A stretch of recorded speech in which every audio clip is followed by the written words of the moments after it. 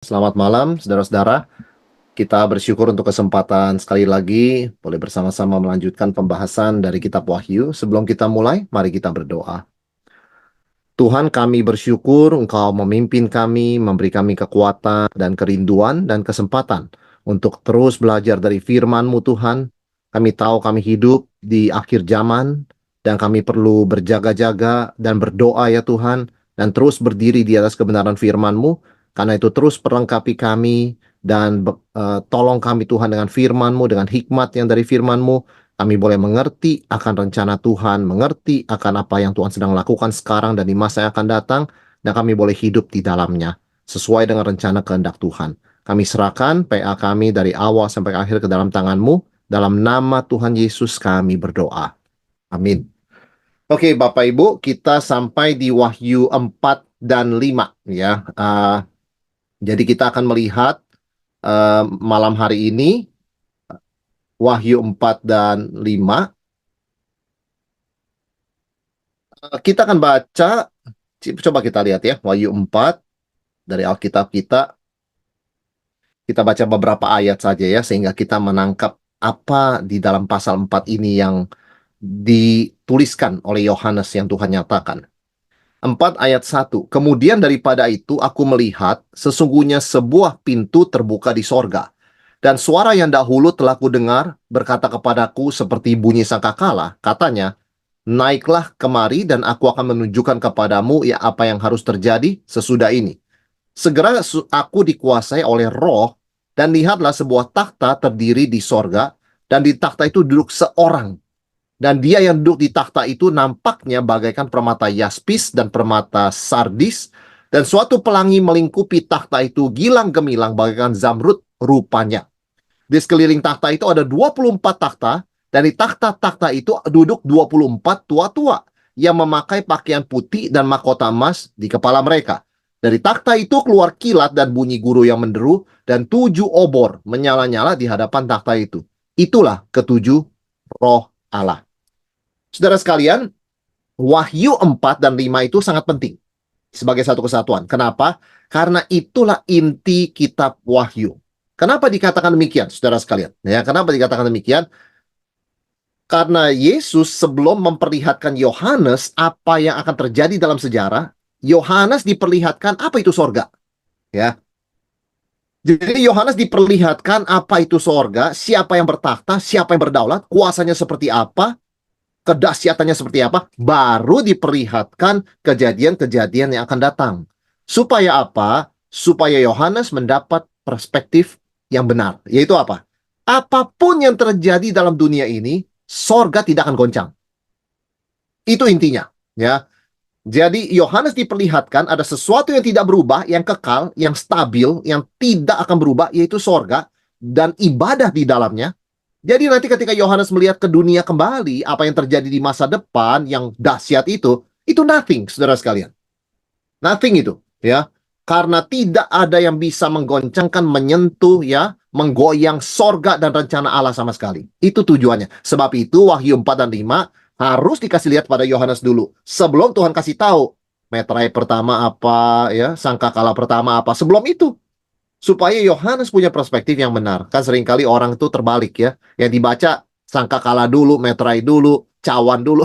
Jadi sudah ketakutan. Kita tidak boleh melompati Wahyu 4 dan 5. Karena ini intinya, saudara sekalian ya. Ini bahkan dikatakan pusat seluruh teologi kitab Wahyu. Jadi kalau saudara mau lihat jantungnya Wahyu itu di mana, itu di dua pasal ini. Karena fokusnya Yesus, anak domba dan singa, ya, yang bertakhta begitu ya. Saudara sekalian, inilah inti atau jantung seluruh kitab Wahyu. Kalau dua pasal ini dicopot, menakutkan kitab Wahyu. Ya, menakutkan saudara sekalian. Tapi kalau kita tahu dua pasal ini sebagai inti dari kitab Wahyu, indah sekali kitab Wahyu. Sangat indah. Ya. Tema utamanya adalah takhta Allah dan takhta anak domba Allah. Ini nggak goncang, nggak berubah, nggak bergeser, nggak kepengaruh saudara sekalian ya. Dunia mau gonjang-ganjing, perang sana-sini, ribut sana-sini, takhta Allah, takhta anak domba tetap sama. Ya. Sehingga kita melihat di dalam Wahyu 4 dan 5 ini, kemuliaan dan keagungan hanya milik Allah. Ya. Bukan kaisar, bukan Roma, mau sehebat-hebatnya, sekuatnya, sedahsyatnya kaisar, sebentar juga akan lewat, ya, digantikan oleh kaisar lainnya, yang umurnya nggak tentu panjang. Tetapi Allah forever, kekal. Nah itu, saudara sekalian, ya. Tujuannya apa diperlihatkan ini? Supaya Yohanes tahu dan menyembah bahwa tujuan tertinggi manusia dan semua ciptaan di sorga dan di bumi adalah worship. Apa tujuan tertinggi? Bukan makan makanan enak, Bapak Ibu ya. Bukan rekreasi enak begitu ya. Bukan mengumpulkan sebanyak mungkin harta di dunia. Bukan. That's not the goal. The highest goal, tujuan tertinggi, worship. Nggak bisa lebih tinggi dari itu. Maka, Wahyu 4 dan 5, yang banyak bicara tentang penyembahan kepada Tuhan Yesus, kepada Allah, itu jantungnya Wahyu. Because the highest goal is worship. Nothing is higher than that. Nggak ada yang lebih tinggi. Wah, dalam hidup manusia ini, apa sih tujuan kamu? Tujuan saya itu pensiun. Pensiun dan menikmati hidup. That's not the highest. Bukan itu tertinggi. Tertinggi is worship. Bapak Ibu, Yohanes, apa yang dialami ya? Tuhan Yesus dari suruh dia tulis pesan kepada gereja, 7 gereja, ya 7 jemaat, tiba-tiba ditarik dia ke sorga dalam roh, begitu ya. Apa yang terjadi dengan Yohanes? Dia mendengar suara Kristus yang mulia. Dikatakan seperti sangkakala. Wah, bukan suara seperti kita ngobrol begini, Bapak Ibu ya. Ini suara yang luar biasa. Kristus yang mulia, suaranya wow, bisa dibedakan ya dari suara manusia yang suka mengancam atau apa di dunia ini begitu ya. Menindas orang Kristen, itu tidak ada apa-apanya. Suara Kristus luar biasa ya. Dan Yohanes ini dalam posisi ditransfer dalam roh. Saudara, kita nggak tahu persisnya seperti apa ya. Jadi Yohanes apakah tidur, bangun, begitu ya. Kemudian dalam roh dia bisa melihat, begitu kan. Bukan dengan mata jasmani, tetapi dengan apa yang Tuhan singkapkan, dia lihat dalam roh, begitu ya. Ini memang pengalaman yang unik. Dia melihat di dalam roh. Dan ini memang bukan sesuatu yang orang Kristen harus kejar ya. Zaman sekarang banyak orang, oh saya melihat dalam roh. Ya, sebentar lagi dunia bisa perang nuklir, nggak usah didengar, saudara sekalian ya. Yang melihat dalam roh ini Yohanes, begitu ya. Kita melihat apa yang firman Allah sudah tuliskan melalui Yohanes. Jadi nggak perlu orang itu terkecoh dengan klaim-klaim pengalaman. Aku diangkat dalam roh lu, aku bisa ngelihat ini. Itu nonsens. Nonsens, saudara sekalian ya. Yohanes diundang ke sorga ya, ke takhta, ruang takhta Allah. Jadi betul-betul kalau kita ke satu bos besar dari satu perusahaan, kita tuh masuk kantornya ya. Di situ ada meja kerjanya, di situ mungkin ada ranjang tempat dia istirahat, ada sofa dia untuk rileks, ada TV besar. Saudara, seperti orang diundang ke situ. Ini lebih lagi diundang ke ruang takhta Allah. Throne room sebutnya. Luar biasa ini, saudara sekalian. Nggak ada yang lebih tinggi dari ini ya. Karena itu tujuan kita. Dan dari situ Yohanes diperlihatkan misteri sorgawi yang tersembunyi. Ini kalau bukan Tuhan nyatakan kepada Yohanes, tidak ada satu makhluk pun yang bisa tahu. Ya. Dan kenapa Tuhan nyatakan pada Yohanes? Supaya Yohanes punya perspektif yang benar melihat dunia nyata. Saudara, kalau kita bayangkan dalam posisi Yohanes, kita diangkat ke sorga, kita diperlihatkan sorga yang begitu megah, begitu stabil, begitu kekal, dunia itu begitu kecil, kita lihat dunia itu nggak akan takut lagi. Mau ada kabar deru perang, gempa bumi, gunung bergeser, begitu matahari gelap, bintang jatuh, kita tidak akan takut karena kita sudah lihat apa sih yang paling kekal. Ya, itu sebabnya Tuhan memberikan Yohanes kesempatan ini supaya dia boleh mengalami, dia dapat perspektif dan dia tuliskan itu. Saudara sekalian, Wahyu 4 Wahyu 4 dan 5 itu adalah temanya adalah menyembah Allah ya, menyembah Tuhan. Saudara, satu hal, penyembahan kepada Tuhan ini bersifat universal menurut Wahyu 4 dan 5. Ya, dari penghuni sorga sampai seluruh bumi menjadi paduan alam semesta, paduan suara alam semesta. Jadi yang memuji Tuhan bukan cuma orang Kristen, ya, maksudnya ya. Begitu hebatnya Tuhan.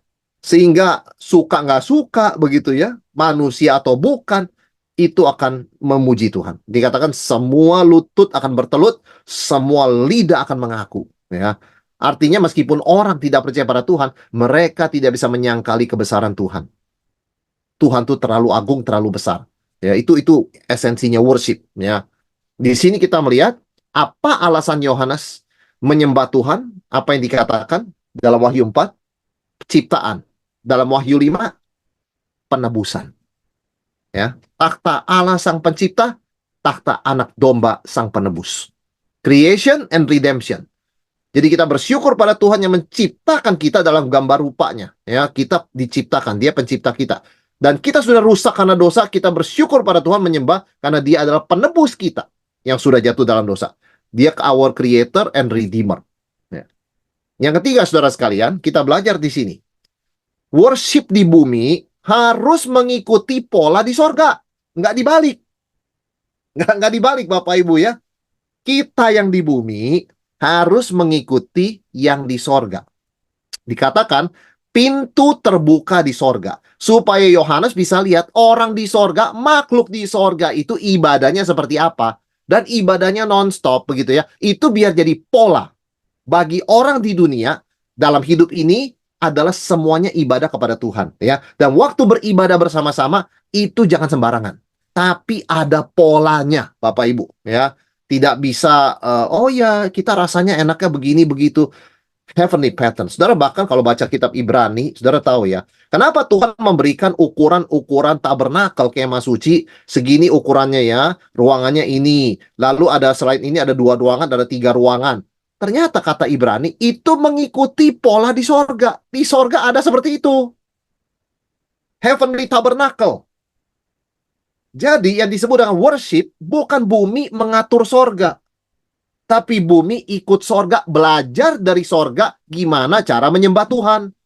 Kayak Yohanes dikasih lihat. Kamu naik ke sorga, ke takhta Allah, lihat apa yang malaikat lakukan, lihat apa yang 4 makhluk lakukan, lihat apa yang 24 tua-tua lakukan. They all worship God.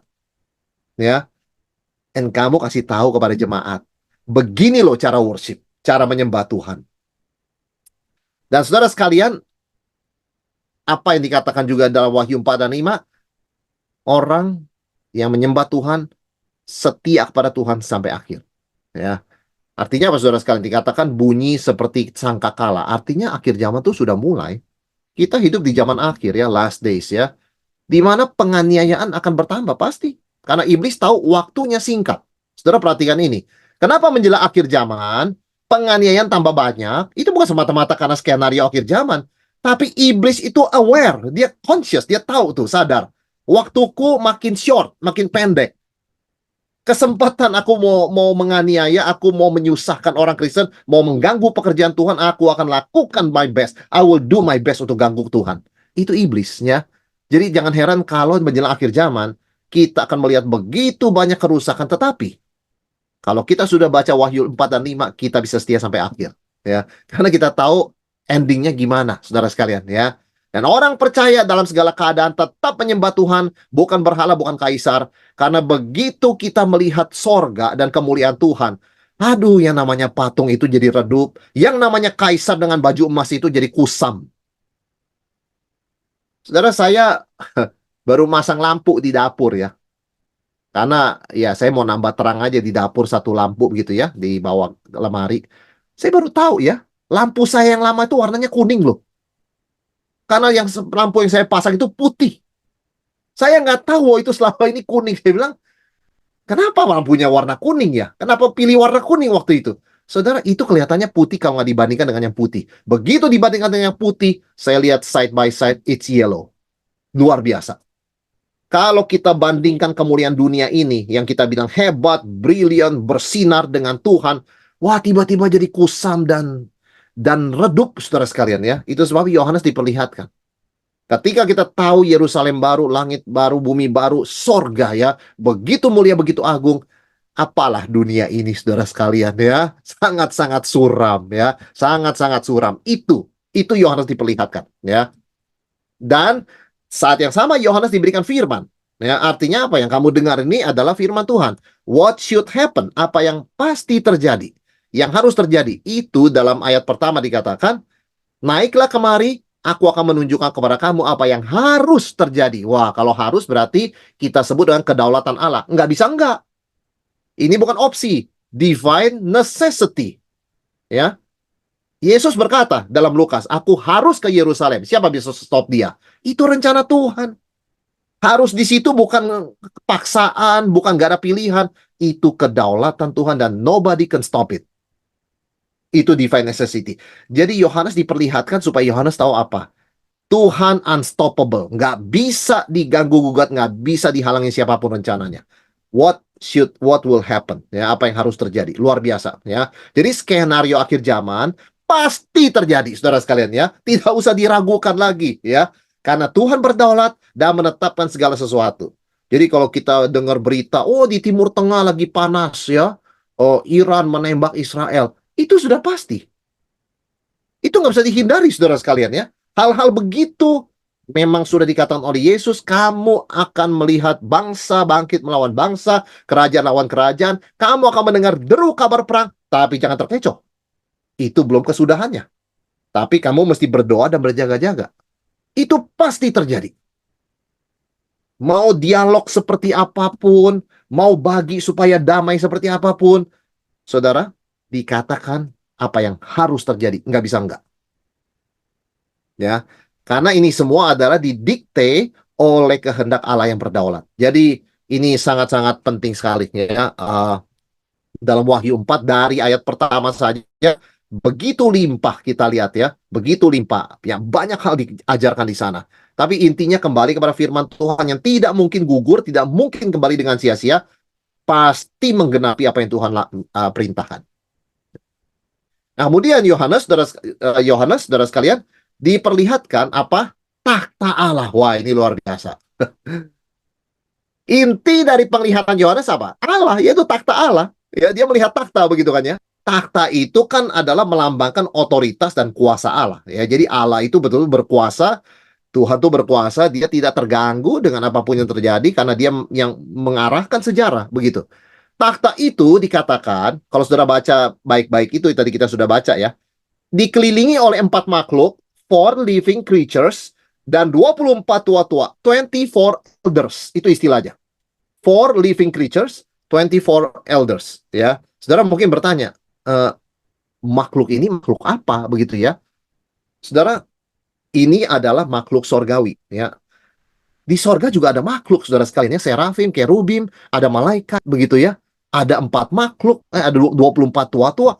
Sorga itu juga punya warganya sendiri, penghuni aslinya loh, saudara sekalian, ya. Kita juga sebetulnya kan memang di sorga juga begitu, tapi karena dosa, ya, karena dosa kita terpisah dari sorga, terpisah dari Allah, ya.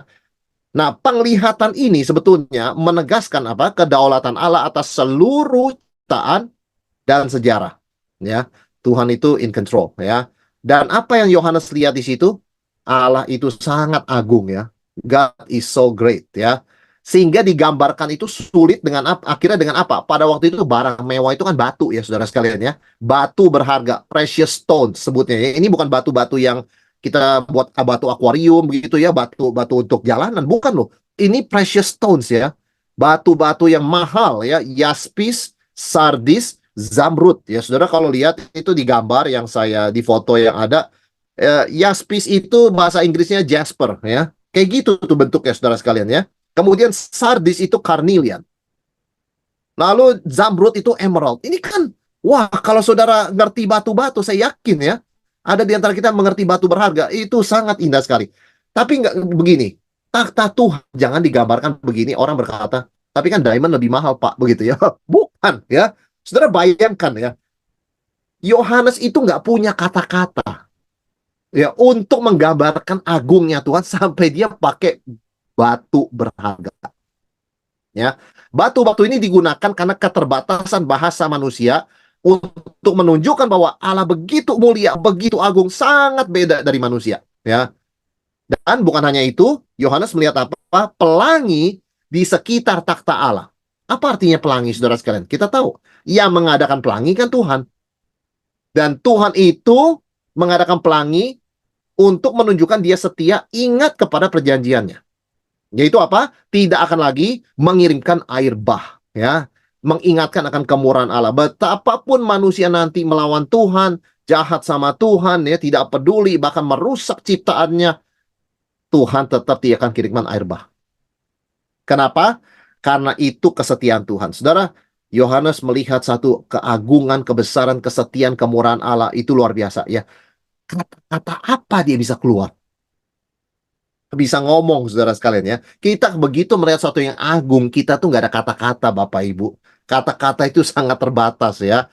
Eh, kita bisa mengajarkan kepada orang tentang Tuhan, tapi betul-betul kalau kita mengalami Tuhan, kata-kata kita tuh nggak cukup loh ya. Keagungan Allah itu mencakup kekudusannya, mencakup kemurahannya. Ini luar biasa ya. Dan saudara sekalian, dikatakan dalam ayat 5, dan dari takhta itu keluar kilat dan bunyi guru yang menderu. Dan 7 obor menyala-nyala di hadapan takhta itu. Nah, itulah ketujuh roh Allah. Dan di hadapan takhta itu ada lautan kaca bagaikan kristal. Wah, ya. Saudara, Allah itu apa sih dikatakan di sini? Mulia, ya. Kombinasi kilat, guntur, gempa bumi dalam Wahyu, itu manifestasi kemuliaan. Saudara, kita ingat lagu yang terkenal ya, How Great Thou Art ya, sungguh besar kau Allahku. Itu bait yang pertama kan mengatakan ya, bila kulihat bintang gemerlapan dan bunyi guruh, riuhku dengar ya. Akhirnya refrennya apa?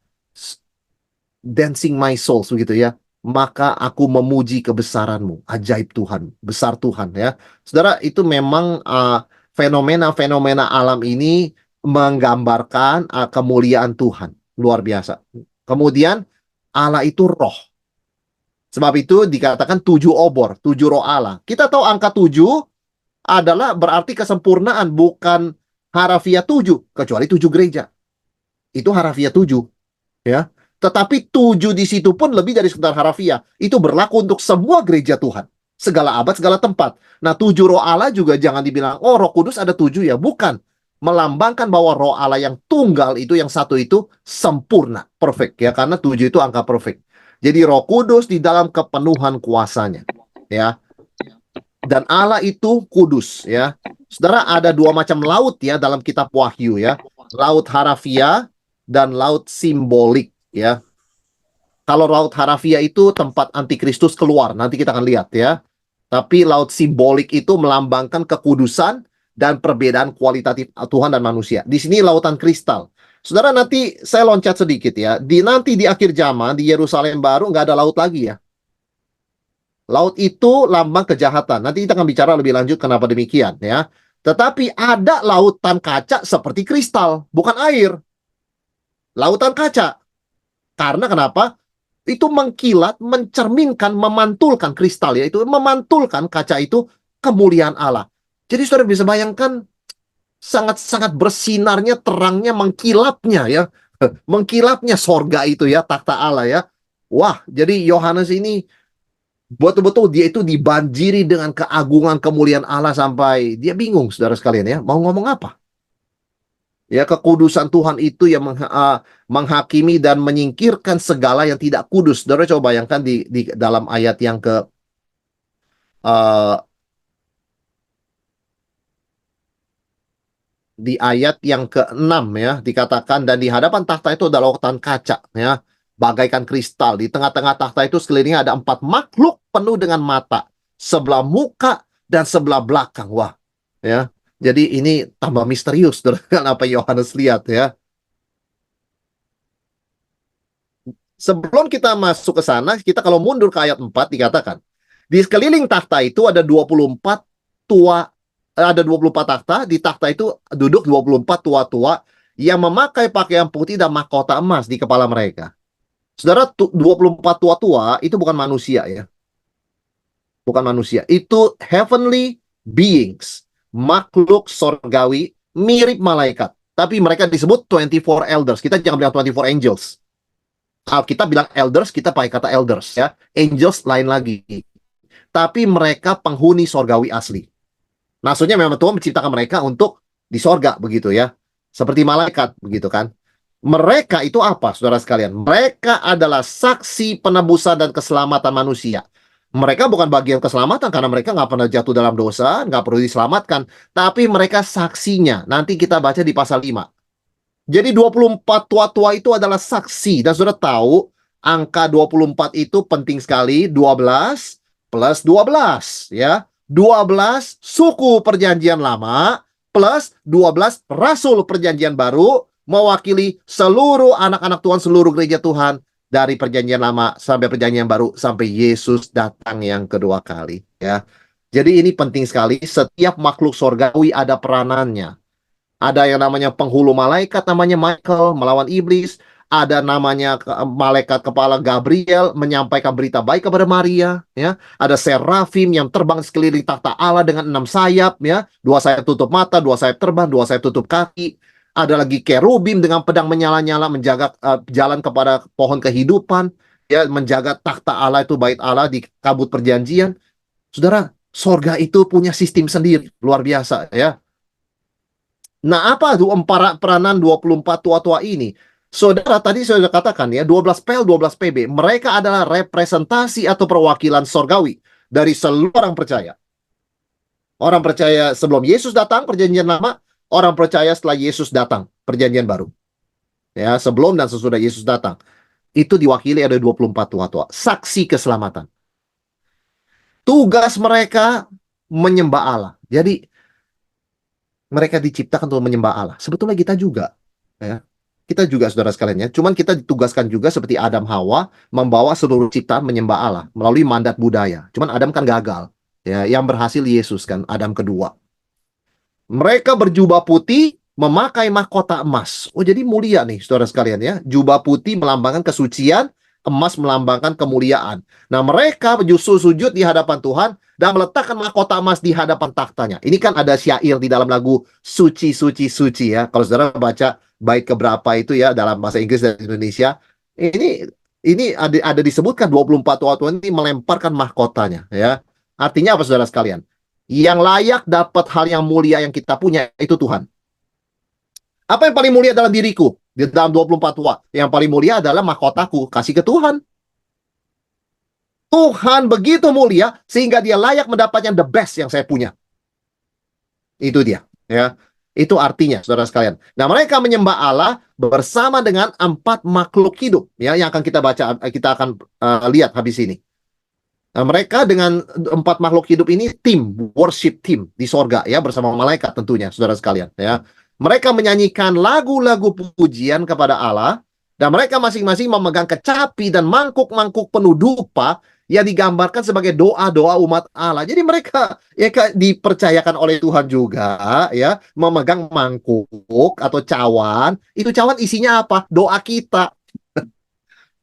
Saudara, kalau orang itu berdoa ya, bayangkan seperti tulis kertas begitu ya, ditaruh. Itu udah berapa miliar kertas, berapa triliun kertas, tapi nggak pernah habis ya. Tuhan bilang next apa, siapa yang doa, siapa yang minta. Itu semua tidak ada doa yang dianggap kecil oleh Tuhan. Ada petugas yang ngumpulin. Luar biasa ya. Sorga itu luar biasa, saudara sekalian ya. Kita kalau mengerti sorga seperti itu dari apa yang disingkapkan dalam wahyu ini ya, saya rasa hidup kita di dunia beda. Cara kita lihat dunia ini, kemuliaan, kuasa, the best, itu semua beda. Worship, itu semua beda ya. Dan mereka akan ikut menghakimi kalau kita lompat, baca nanti Wahyu 20 ya. Mereka peranannya nggak cuma muncul di sini, tapi juga di Wahyu 20. Nah, ini yang disebutkan makhluk pertama ya, jenis pertama di sini, saudara sekalian ya, yaitu 24 tua-tua. Nah, yang kedua disebutkan adalah 4 living creatures, 4 makhluk hidup. Nah, ada 4 makhluk hidup, itu istilah makhluk hidup ya, bukan yang kita pelajari dalam biologi loh ya. Tetapi memang namanya 4 living creatures ya, 4 makhluk hidup di sekitar takhta Tuhan. Saudara, mereka punya 4 wajah dan 6 sayap. Nah, menarik ya. Menarik sekali ya kalau kita baca ayat 6 sampai ayat 8. Makhluk dengan 4 makhluk penuh dengan mata sebelah muka sebelah belakang. Makhluk yang pertama sama seperti singa, makhluk kedua seperti anak lembu, makhluk ketiga muka manusia, makhluk keempat burung nasar yang sedang terbang. Masing-masing makhluk itu bersayap 6, sekelilingnya sebelah dalamnya penuh dengan mata, tidak hentinya berseru dengan siang dan malam, kudus, kudus, kuduslah Tuhan Allah yang Maha Kuasa, yang sudah ada, yang ada, dan yang akan datang. Saudara sekalian, ini sebenarnya mirip dengan penglihatan makhluk dalam penglihatan Yehezkiel 1 dan Yesaya 6 ya. Jadi surga itu banyak penghuninya. Kalau di Yesaya 6 tuh namanya serafim. Ini bukan serafim. Ya, ini sebutnya 4 makhluk. Tapi sama-sama sayapnya 6 ya. Tetapi nggak dikatakan di sini bahwa 2 sayap itu tutupin mata mereka. Kan kelihatan wajahnya ya. Dan dikatakan seperti wajah singa ya. Wajah burung nasar, raja wali begitu ya. Kemudian wajah manusia, wajah anak lembu. Saudara, tugas mereka bersama dengan 24 tua-tua adalah worship, menyembah Tuhan. Dan mereka berseru, kudus, kudus, kuduslah Tuhan, ya. Mereka penuh dengan mata, artinya apa? Makhluk ini makhluk yang intelligent, makhluk yang punya pengetahuan, yang waspada, yang peka, ya. Tidak pernah lalai dalam menjalankan tugasnya. Nggak pernah bilang, oh nggak kelihatan saya, oh nggak tahu saya, nggak ada itu mereka. Di dalam mereka mengeksekusi tugas penyembahan, nggak ada istilah saya nggak tahu. Saya lupa, begitu ya. Nggak ada, saudara sekalian ya. Jadi ini luar biasa makhluk ini. Tidak ada yang luput dari perhatian mereka. Mereka sangat memperhatikan soal worship. Karena Allah mulia, Allah kudus, mereka serius dalam menjalankan tugas mereka, ya. Dan dikatakan 4 makhluk tadi ya, wajahnya singa, anak lembu, manusia, dan Raja Wali. Saudara, kenapa dipilih 4 ini? Coba kita pikir sebentar. Kenapa enggak misalnya ikan begitu ya? Kenapa enggak apa ya? Misalnya kuda begitu kan? Kuda nanti ada di kitab Wahyu ya, tetapi kenapa enggak itu ya? Saudara, singa itu adalah kekuatan, lambang kekuatan. Dia raja hutan ya.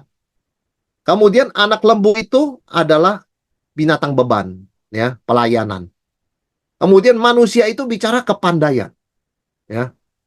Nah, kemudian raja wali bicara kecepatan. Saudara, ini penting karena di dalam gereja mula-mula 4 makhluk ini dipakai sebagai simbol 4 Injil. Coba saudara tebak ya. Injil Matius kira-kira lambang yang cocok apa? Ya. Coba pikir sebentar. Injil Matius apa cocoknya lambangnya? Injil Markus apa? Ya. Kemudian Injil Lukas apa? Injil Yohanes apa? Begini saudara sekalian ya. Injil Matius itu singa. Kenapa? Singa dari Yehuda. Matius menelusuri silsilah Yesus dari Yehuda. Ya. Singa Yehuda. Dia penggenapan perjanjian lama. Markus itu manusia. Kenapa? Karena Markus banyak bicara Yesus sebagai anak manusia. Lukas itu dilambangkan Injilnya dengan anak lembu. Kenapa? Yesus berjalan lambat memikul beban dosa. Saudara kalau lihat pergerakan Injil Markus, Lukas 9, Yesus sudah mau ke Yerusalem, nyampainya Lukas 20. Lama sekali saudara sekalian. Itu lama sekali kan? Kenapa Lukas menggambarkan begitu slow? Markus begitu cepat? Karena memang Yesus adalah anak, dikatakan digambarkan seperti lembu yang memikul beban, berjalan lambat karena bebannya berat sekali. Ya. Kemudian Yohanes itu apa saudara sekalian? Raja Wali. Karena begitu mulai, Yohanes mulai dari kekekalan. Sudut pandang di atas ya, seperti Raja Wali dari atas. Pada mulanya adalah firman, firman itu bersama dengan Allah, dan firman itu adalah Allah. Wah, jadi lengkap ini saudara sekalian ya. Tidak kebetulan sebetulnya ya, 4 binatang ini dipilih cocok dengan tema 4 Injil. Di dalam kita melihat Alkitab, kita lihat sejarah begitu ya, dari ayat ke ayat, misalnya zaman ke zaman, nggak ada yang kebetulan, saudara sekalian ya. Semua ini bukan dipaksakan, tapi betul-betul secara natural dari dulu memang dilihat kecocokannya luar biasa. Nah, apa tugas 4 makhluk hidup, saudara sekalian ya?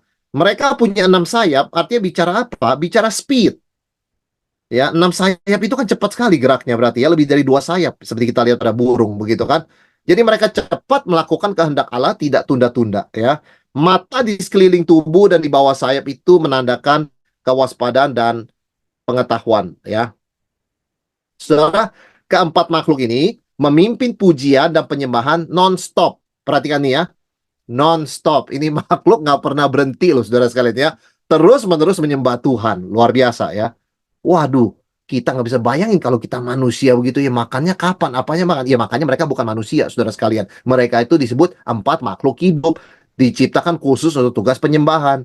Yang itu penyembahan langsung begitu ya. Fokus dari penyembahan mereka adalah kekudusan Allah ya. Selalu itu, yaitu Allah sangat kudus, beda dengan kita. Kemahakuasaan Allah bahwa dia sangat berkuasa absolut atas ciptaan. Dan kekekalannya yang sudah ada, yang ada, dan yang akan datang. Ya, yang dikatakan di sini, yang akan datang ya. Jadi kekekalan Tuhan ya. Penyembahannya itu fokusnya hanya Tuhan dan unending. Sampai sekarang kita lagi ngomong, mereka lagi nyembah. Ya, nanti kita lagi tidur, mereka juga nyembah. Kita sampai di sorga ngobrol sama Tuhan, mereka tetap nyembah. Ya, saudara bayangkan, mereka diciptakan untuk non-stop menyembah Tuhan. Ya, jadi ibadah dan penyembahan di sorga, ya, Yohanes diperlihatkan, itu memanggil kita di bumi untuk ikut menyembah Tuhan. Maka orang Kristen, kita gereja GKY ini, atau gereja-gereja lainnya juga ya, selalu di awal itu ada namanya panggilan ibadah. Terus tahu ya ada panggilan ibadah itu ya. Itulah sorga itu adalah tempat penyembahan yang nonstop. Dan ketika kita masuk kepada ibadah, itu adalah panggilan ibadah, call to worship. Ya, jadi ibadah penyembahan itu mulai dengan sorga di sekitar tahta Allah dan bumi mengikuti sorga. Ya, bumi mengikuti sorga. Nah, saudara sekalian, luar biasa sekali. Yaitu apa? Sorga dan bumi menyembah. Ya, jadi ada dua kelompok penyembah. Ya, empat makhluk hidup mewakili sorga. Perhatikan ini, empat makhluk hidup mewakili sorga. Kenapa? Ya, kan memang mereka diciptakan langsung di sekitar ini ya. Mereka punya 6 sayap. Ya, mereka memang heaven service begitu ya, pelayan untuk sorga begitu kan ya. 24 tua-tua meskipun mereka juga di sorga mewakili bumi. Kenapa? 12 suku perjanjian lama, 12 rasul perjanjian baru. Jadi mewakili kita. Ya, mereka semua hidupnya di sorga, tapi satu wakil sorga, satu wakil bumi. Saudara sekalian, ya. Nah, empat makhluk hidup memimpin penyembahan atau worship dengan mempersembahkan apa? Puji-pujian. Ya, keindahan Tuhan yang membuat ciptaannya itu takjub ya, hormat ya, kualitas Tuhan yang layak dipuji dan ucapan syukur, pengakuan bahwa segala sesuatu dari Tuhan. Ya, ini yang empat makhluk ya. Jadi glory, honor, thanksgiving, tiga itu. Kemudian kehormatan, ucapan syukur. Glory, honor, thanksgiving. Bagaimana dengan 24 tua-tua? 24 tua, perhatikan. Yang mulai duluan empat makhluk, ya, yang berespon 24 tua-tua. Ingat, bumi menyembah, berespon kepada sorga. Ya. Dua tindakannya adalah satu, melemparkan mahkota. Mengatakan apa? All the best datang dari Tuhan, harus kembali pada Tuhan. Nggak ada yang milik kita. Ya. Everything comes from Him and is for Him. Begitu loh ya. Semua datang dari Dia dan untuk Dia.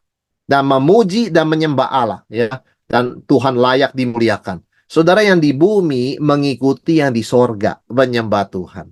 Ya, jadi kita tuh berespon.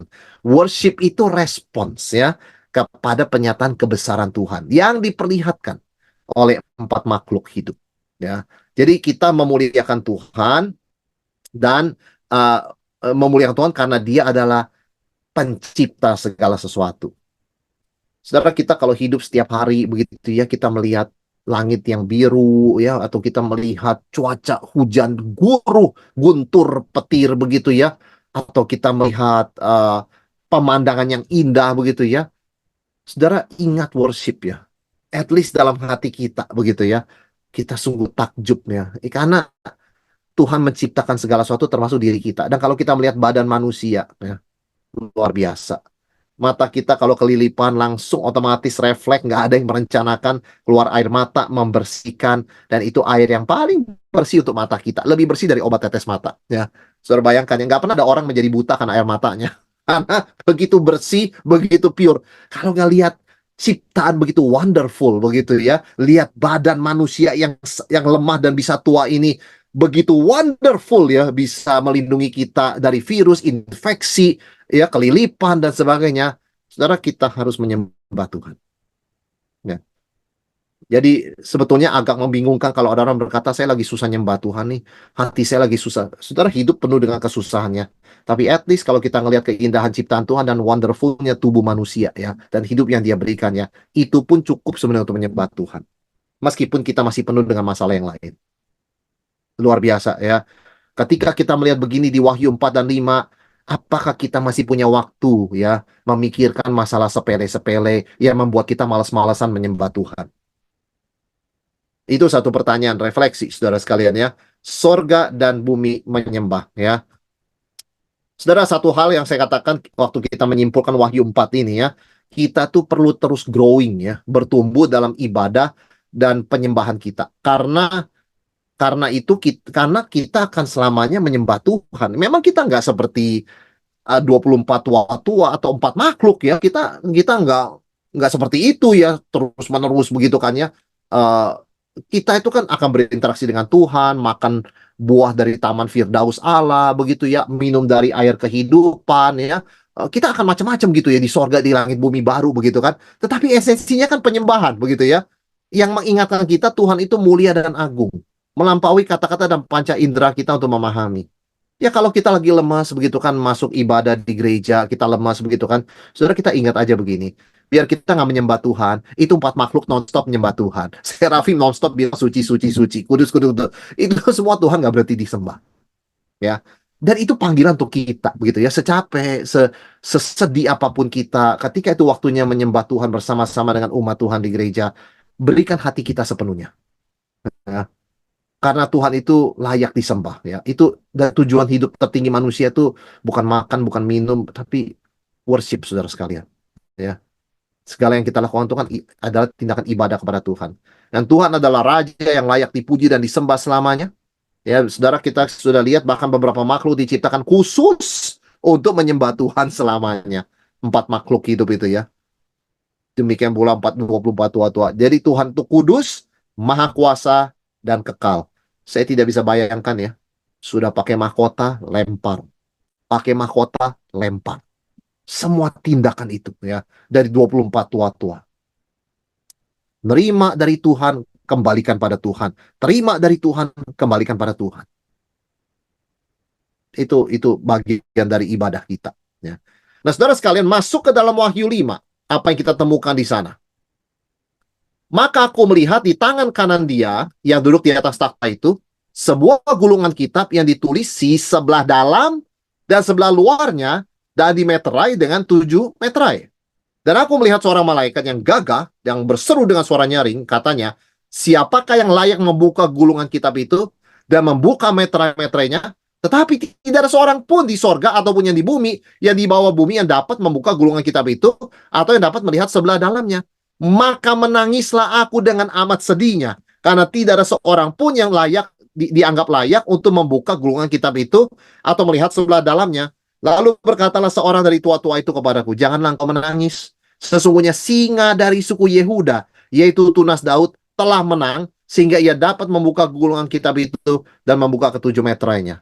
Saudara, kenapa disebut meterai? Karena penting dan rahasia. Secret and important.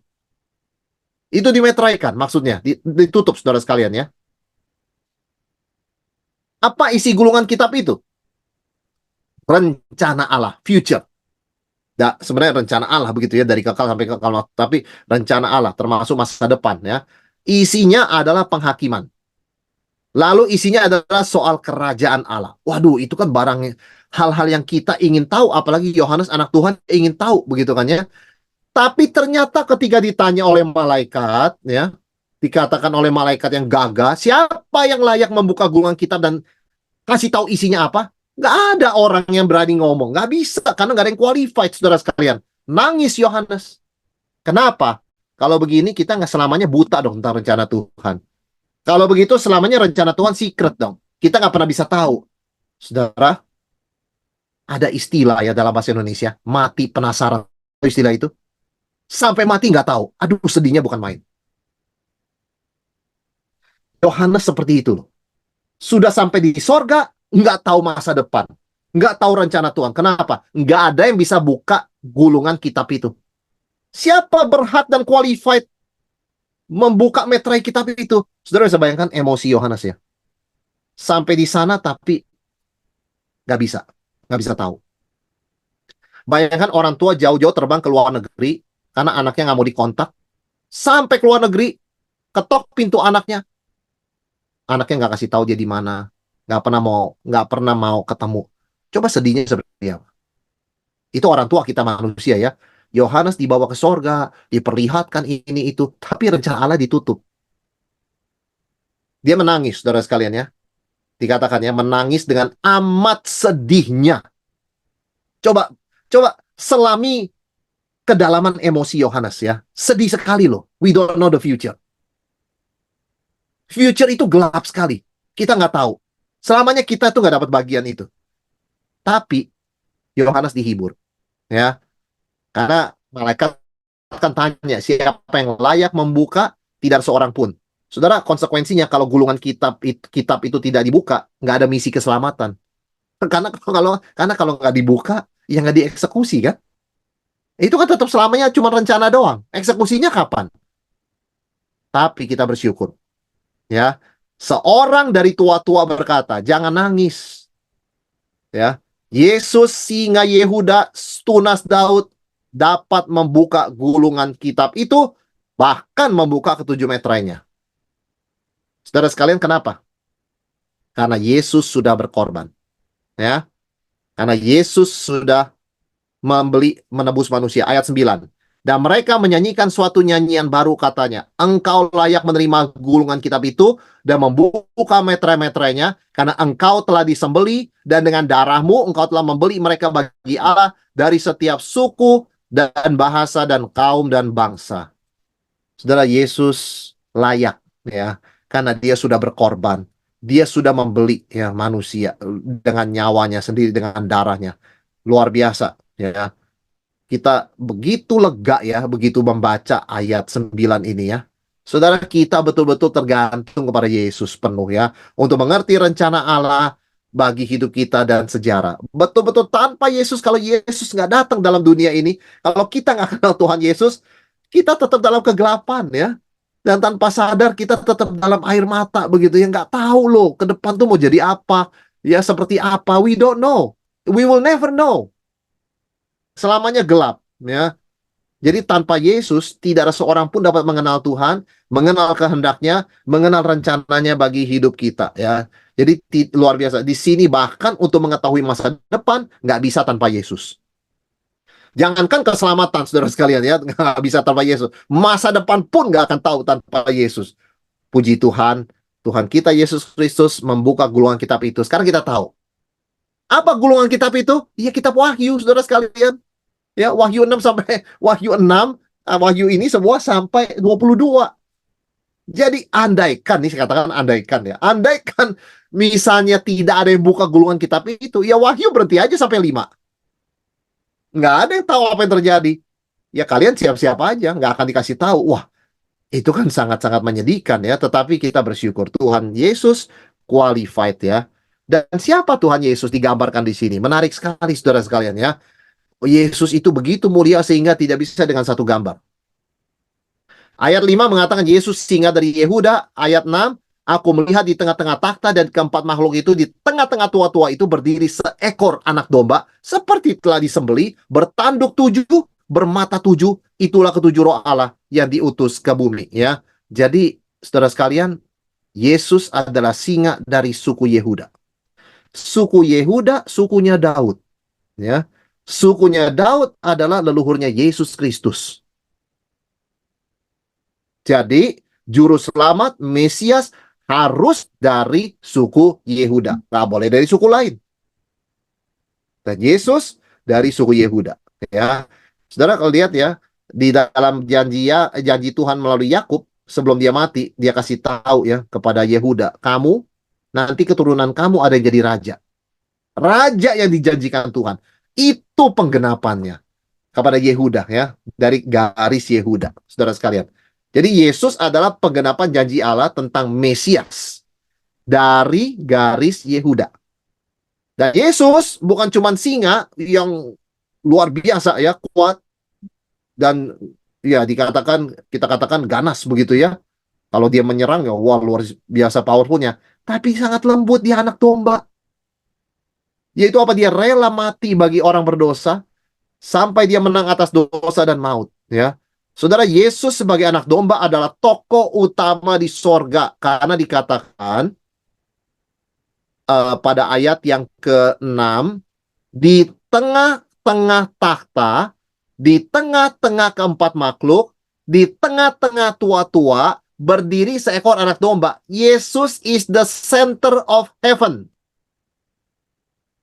Yesus di tengah-tengah. Semua mata itu lihatnya Yesus, saudara sekalian ya. Dan itu sebabnya Paulus mengatakan tujuan tertinggi kita apa? Bertemu dengan Yesus face to face ya, muka dengan muka ya. Saudara, karya penebusan Yesus itu sangat penting di sorga. Sorga itu memandang wajah Yesus. Kenapa? Karena karya keselamatannya, karena dialah juru selamat. Dialah yang berhasil mempersatukan bumi dan sorga yang dipisahkan karena dosa. Kematian Yesus di salib adalah dasar bagi kemuliaannya di sorga. Anak domba yang disembelih. Sampai selama-lamanya di sorga kita akan nyanyikan salib Yesus. Karena dikatakan nggak cuma anak domba yang sudah disembelih. Saudara, orang seringkali berkata, wah puji Tuhan ya, Yesus sudah mati tapi udah bangkit ya. Kematian Yesus sejarah, nggak usah diomongin lagi. Sekarang kita lihat pada hidup kekal. Saudara, hidup kekal kita di sorga akan terus menyanyikan nyanyian salib. Anak domba yang telah disembelih. Kita gak akan pernah bisa melupakan Yesus. Salib Yesus bukan cuma sejarah, tetapi tema nyanyian utama di sorga sampai selama-lamanya. Orang tuh nyanyi tentang kemuliaan salib Yesus, anak domba yang disembelih, yang sudah membayar manusia dengan darahnya sendiri. Itu luar biasa. Ya, jadi kita tidak akan pernah melewatkan salib Yesus sampai kekekalan. Ya. Karena itu, saudara sekalian ya, kalau kita lihat tubuh kebangkitan Yesus, dia berkata kepada Thomas ya, lihat ya, cucukkan tanganmu di sini ya. Kemudian cucukkan tanganmu, dirusuk begitu ya. Jangan lagi ragu tapi percaya. Sudah bangkit dengan tubuh kemuliaan pun masih ada bekas lukanya. Artinya apa? Salib itu untuk dikenang forever. Ya, salib itu bukan cuma satu peristiwa sejarah. Udah selesai. Yesus sudah bangkit ya, nggak usah ngomongin salib lagi. Wrong. Selamanya kita harus nyanyi puji Yesus yang tersalib, yang sudah bangkit. Ya, karena mulia sekali kasihnya itu. Saudara sekalian, mengenal Tuhan Yesus adalah supaya kita menyembahnya, ya, bukan sekedar intelektual, ya. Oh, saya tahu tentang Yesus, saya tahu doktrin. Doktrin itu diketahui supaya lutut kita bertelut menyembah, ya. Doktrin harus menuntun kepada doksologi, ya. Doktrin harus menuntun kepada doksa. Doksa itu kemuliaan, ya, doksologi, penyembahan kepada Tuhan. Saudara, semakin isi sorga mengenal siapa Yesus, semakin menyembahnya. Ya, dikatakan 4 makhluk memuji, 24 tua-tua ayat 8 ya. Kemudian ketika ia mengambil gulungan kitab itu, tersungkurlah keempat makhluk, dan ke-24 tua-tua itu di hadapan anak domba. Masing-masing memegang satu kecapi dan satu cawan emas penuh dengan kemenyan. Itulah doa orang-orang kudus. Ya, kita yang di bumi dipanggil dan diundang untuk ikut penyembahan kepada sorga. Apapun situasi kita, kalau namanya ibadah, fokus. Karena betul-betul kita sedang menghadap sorga, menghadap takhta Tuhan. Ya, dikatakan sukacita, kenapa? Karena di situ ada kecapi. Kecapi itu alat musik sukacita, saudara sekalian ya. Dan ingat, dalam ibadah, doa itu bagian dari ibadah. Maka ada satu cawan emas penuh dengan kemenyan, itulah doa-doa orang-orang kudus, ya. Saudara, doa-doa kita tuh ditampung, didengar oleh Tuhan. Kita bersyukur sekali. Kadang kita doa cuma begini, Tuhan, saya sedih sekali, tolong saya. Itu pun didengar oleh Tuhan. Itu pun masuk di cawan emas, ya. Ya, Tuhan, kenapa kondisi saya seperti ini? Ya, kapan saya sembuhnya? Tolong sembuhkan saya, Tuhan. Itu pun didengar oleh Tuhan. Keluh kesah kita, doa kita, pikiran kita didengar oleh Tuhan. Luar biasa, ya. Saudara, doa-doa kita tuh sangat berharga ya. Itu bukan pakai keranjang loh ya nampungnya ya. Pakai cawan emas. Kalau tamu datang ke rumah kita menghormati dia ya. Nggak mungkin pakai gelas gabus kita kasih dia minum kan? Nggak mungkin dong. Kita kasih dia gelas yang bagus, kita menyuguhkan air kepada dia. Doa kita itu yang kita ngomongnya asal-asalan, saudara sekalian ya. Kalau malam udah ngantuk gitu ya, Tuhan, makasih hari ini ya saya udah ngantuk ya Tuhan, dalam nama Yesus saya berdoa. Doa begitu ditampungnya di mana? Di cawan emas. Ya. Saudara, saya kira kalau kita tahu begini ya, saya kira sengantuk-ngantuknya kita ya, kita nggak berani doa asal-asalan ya. Tuhan sangat senang kita jujur ngomong apa adanya, tapi kita nggak berani menganggap remeh doa. Oleh karena kita boleh mengucapkannya seperti asal-asalan, tapi Tuhan take it seriously. Kita mungkin nggak serius dalam doa, tapi Tuhan mendengarkannya dengan serius. Even though kita nggak serius. Tampungnya nggak main-main, saudara sekalian. Cawan emas nampungnya. Emang apaan doa kita kalau dipikir-pikir? Doa kita nggak selalu benar juga. Ditampung di cawan emas. Tuhan kita luar biasa. Saya pikir-pikir Tuhan itu mulia dan agung ya. Kok dia sampai begitu sama kita ya? Doa kita tuh jauh dari sempurna, saudara sekalian ya. Jauh dari sempurna. Tapi ditampungnya di cawan emas. Wah, itu terhibur sekali kita ya. Ternyata keluh kesahku ya, nggak pernah Tuhan pandang hina. Biarpun doaku jelek ya. Doaku tuh kata-katanya nggak tepat ya. Doa tuh lahir dari emosi. Begitu kan. Tuhan tampung di cawan emas ya. Penderitaan dan keluh kesah kita sekalipun berharga di mata Tuhan. Jadi sebenarnya apa sih tujuan kita baca Wahyu, apalagi Wahyu 4 dan 5? Supaya kita tuh lebih menyembah Tuhan Yesus. Lebih bersyukur waktu penyembahan Tuhan. Setiap kali saya menyembah itu, saya sedang join sorga. Ya. Karena melihat kemuliaanmu, keagunganmu, karyamu disalib, mencurahkan darah. Lebih menyembah, lebih tersungkur. Saudara, apa yang dipuji ya dari Yesus ya, kalau kita lihat ya. 7 sifat anak domba. Ayat 12. Katanya dengan suara nyaring, anak domba yang disembelih itu. Nah, sembelih lagi kan, salib lagi. Salib itu nggak pernah lewat ya dari pujian di sorga. Anak domba disembelih itu layak untuk menerima kuasa dan kekayaan, hikmat, kekuatan, hormat, kemuliaan, dan puji-pujian. 7 tuh, saudara sekalian ya. Kuasa, kekayaan, hikmat, 3.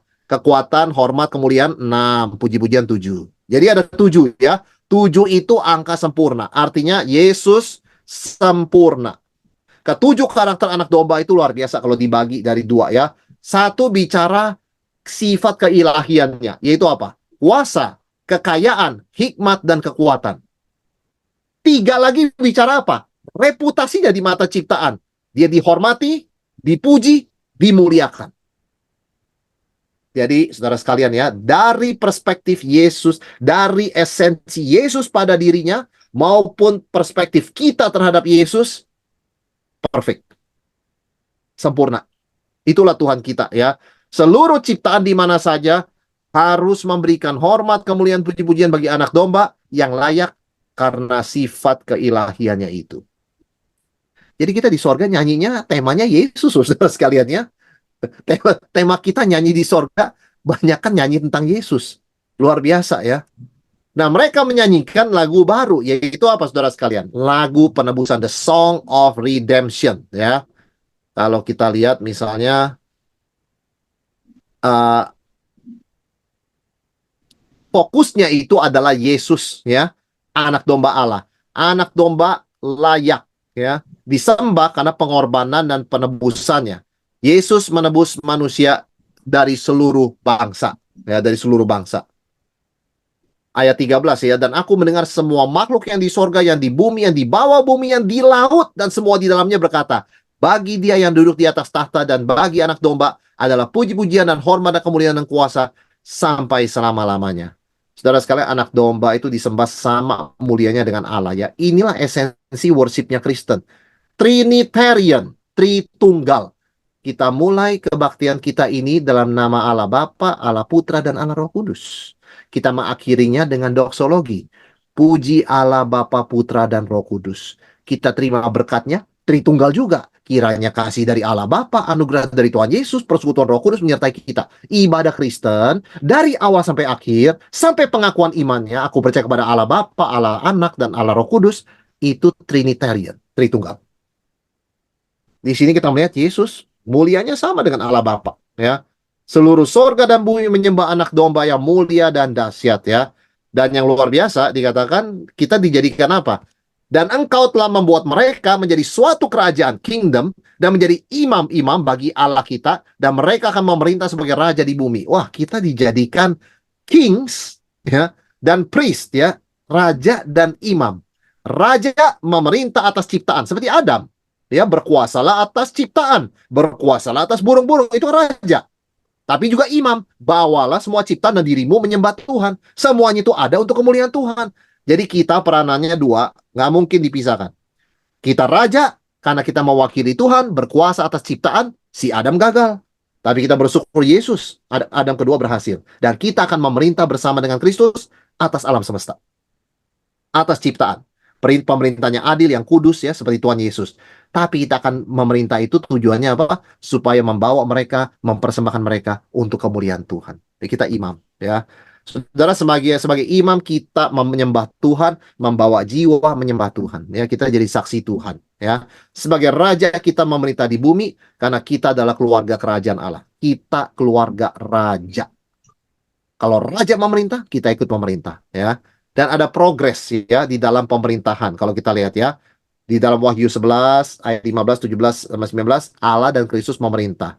Nanti diikuti oleh orang percaya yang menang memerintah bersama dengan dia ya. Saat ini loh ya, secara spiritual saudara sekalian ya. Secara spiritual kita memerintah bersama dengan Yesus ya.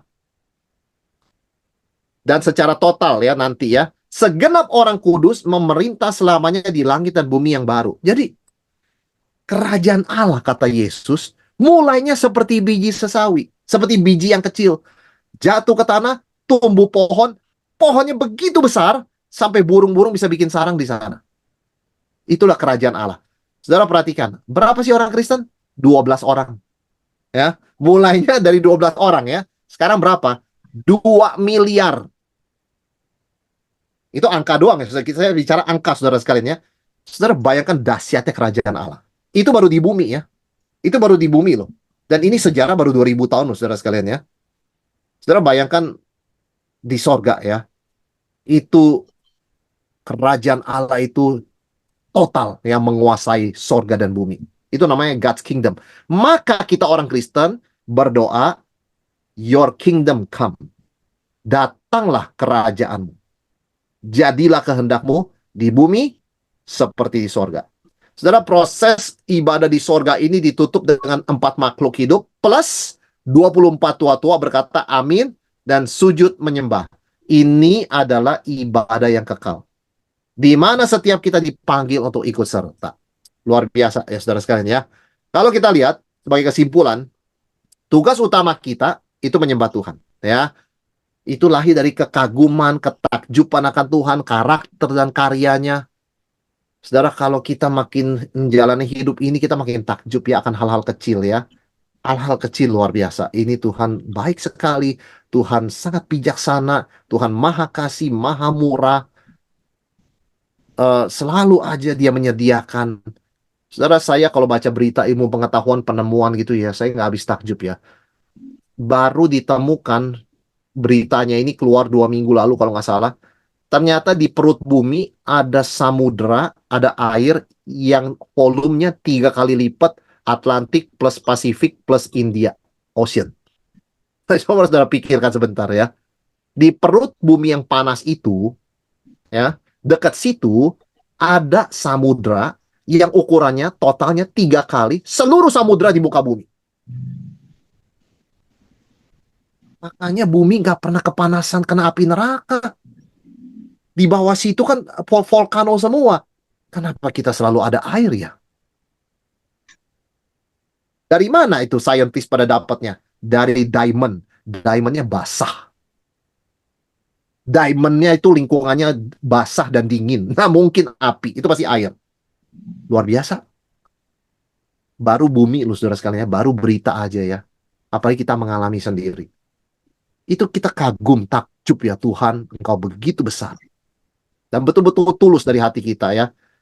Dan Yesus berkata pada iblis ya waktu dia dicoba ya, hanya kepada saja Tuhan saja kamu berbakti ya. Jadi kita menolak godaan iblis, godaan berhala ya. Nggak worth it saudara sekalian ya. Iblis berhala itu nothing. Suram, kusam ya, jelek sekali. Nothing ya compares to God ya. Tolak godaan iblis dan berhala ya. Saudara, kalau kita digoda untuk berdosa, ingatlah, esensi pencobaan itu adalah mempoles barang yang rusak supaya kelihatan bersinar, tapi makin jelek. Nah, kita jangan tertipu. Godaan dunia ini adalah siasat iblis mempoles barang yang busuk.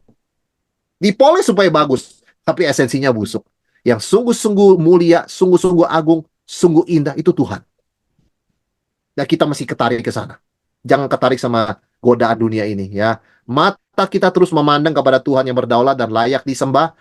Saudara, situasi hidup memang penuh dengan tantangannya, tetapi ingat, Yohanes dibawa ke sorga supaya dia ngelihat bumi dengan sudut pandang sorga. Kita juga begitu. Ya, kita itu belajar kitab Wahyu supaya kita disingkapkan di sorga itu seperti apa, masa depan seperti apa, supaya kita ngelihat bumi dan sejarah itu dengan perspektif yang benar, yang mendorong kita tetap menyembah Tuhan, melayani Dia, memuliakannya. Itu cara pandang, perspektif, saudara sekalian ya. Yang ketiga, Tuhan itu setia dan akan menggenapi rencananya. Yohanes diperlihatkan apa yang harus terjadi, nggak bisa enggak ya. Yang pertama, Tuhan pasti selamatkan umat pilihannya. Tuhan sudah pilih orang ya. Dari begitu banyak Tuhan pilih orang, itu nggak ada yang meleset. Dan Tuhan pasti menghukum musuh-musuhnya ya. Sebab itu kita nggak usah dendam sama orang yang memusuhi orang Kristen, nggak usah dendam juga sama orang menganiaya orang Kristen. Kenapa? Kalau mereka nggak bertobat, mereka akan kena batunya. Kita justru masih kasihan sama mereka, beritakan Injil, mengasihi, mendoakan mereka, saudara sekalian ya. Karena nasib akhir mereka, kalau di luar Kristus, sangat-sangat fatal. Yohanes aja nggak tahu, nggak dikasih tahu masa depan, gulungan kitab itu nggak dibuka meterainya, nangis. Gimana mereka selamanya terpisah dari Tuhan? Saudara, air mata itu nggak pernah berhenti. Ya itu tidak akan, nanti kita nggak akan terganggu oleh itu, tapi sekarang ini itu menjadi beban kerinduan kita ya, supaya mereka pun boleh diselamatkan, termasuk mereka yang memusuhi orang Kristen ya. Yesus adalah satu-satunya yang layak dan bisa menggenapi kehendak Tuhan ya. Saudara, keutamaan Yesus itu kita harus ingat ya. Tidak ada Yesus, nggak ada keselamatan, nggak ada future, nggak ada masa depan ya. Dan orang percaya hanya sejauh doa. Bagaimana cara kita menjangkau takhta Tuhan yang mulia di sorga itu? Doa. Ditampung di cawan emas. Saudara sekalian ya. Susahnya apa begitu ya? Kita berdoa, tiba-tiba kita seperti di sorga. Seolah-olah begitu kan ya, doa kita nyampe di sana. Badan kita di sini, roh kita di sini. Tapi keluh kesah kita, doa permohonan kita, air mata kita sampai di sorga. Dan ditampung di cawan emas. Dengan asap kemenyan yang terus naik, non-stop Tuhan dengar. Dan berespon. Saya katakan kalau kita diperlihatkan semua ini baru tahu ya, kita jadi orang Kristen sangat-sangat precious sekali ya. Sangat-sangat apa ya, berbahagia sekali saudara sekalian ya. Apalagi karya ajaib penebusan Yesus ini mencakup orang dari berbagai suku, bangsa dan bahasa. Ini luar biasa ya. Saudara sekalian, sekali lagi sebagai kesimpulan Wahyu 4 dan 5 kita perlu baca berulang-ulang.